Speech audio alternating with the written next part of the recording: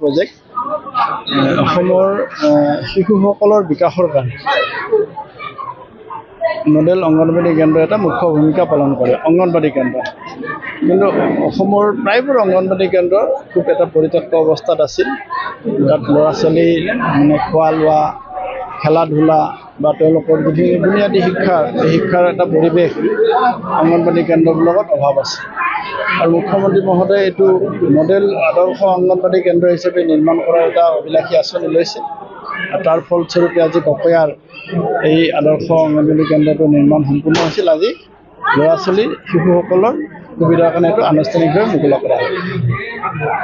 দেখা গৈছে যে যিবোৰ মডেল অংগনবাড়ী কেন্দ্ৰ আছে নদীৰ সৃষ্টি কৰিছে বা ইতিহাস সৃষ্টি কৰিছে যিসকলৰ ভিতৰত ইয়াৰ পৰিৱৰ্তে কিছুমান এনেকুৱা অংগনবাড়ী চেণ্টাৰো আছে য'ত মানে শিশুসকলে বৰপেটি বা নলবাৰী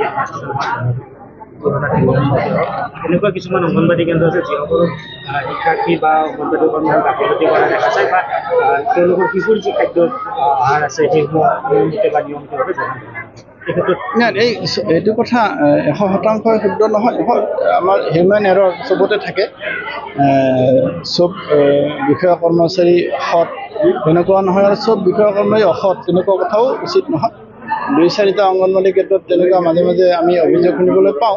কিন্তু এই অভিযোগৰ ভিত্তিত চৰকাৰী ব্যৱস্থাও লৈ আছে।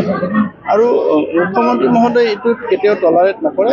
মানে অংগনবাড়ী কেন্দ্ৰবোৰ যিধৰণে নিৰ্মাণ কৰা হৈছে পৰৱৰ্তী সময়ত এতিয়া ইয়াত ৰাইজৰ ইনভলভমেণ্টো লাগে। আমি এখন কমিটিও কৰি দিয়া হয়, কমিটিখনো চাব লাগিব।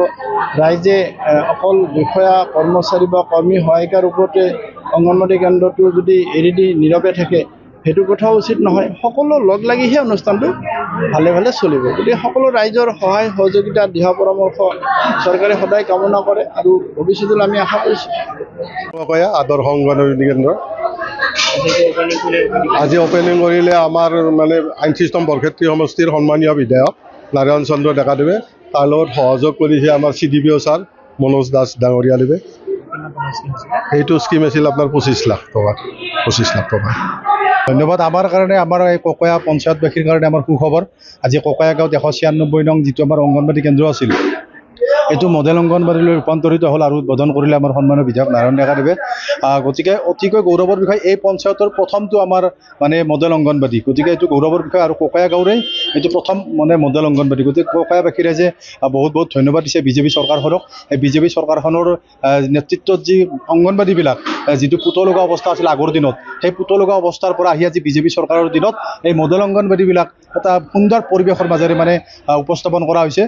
গতিকে এই ক্ষেত্ৰত কি হৈছে ছাত্ৰ ছাত্ৰীৰ কাৰণে সুন্দৰ মানে সুবিধা। আগৰ দিনততো এটা ঘৰতে পাকঘৰৰ ব্যৱস্থা, খোৱা লোৱা মানে তাত লেট্ৰিন সৰুকৈ লেট্ৰিন সেনেকুৱা ব্যৱস্থা আছিলে।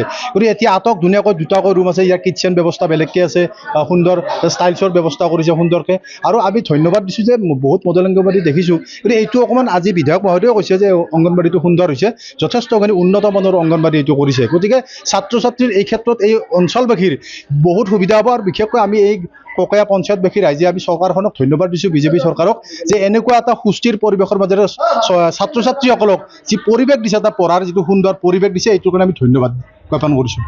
যিকোনো খবৰৰ বাবে যোগাযোগ কৰক 9181 307 221 আমাৰ এই নম্বৰত।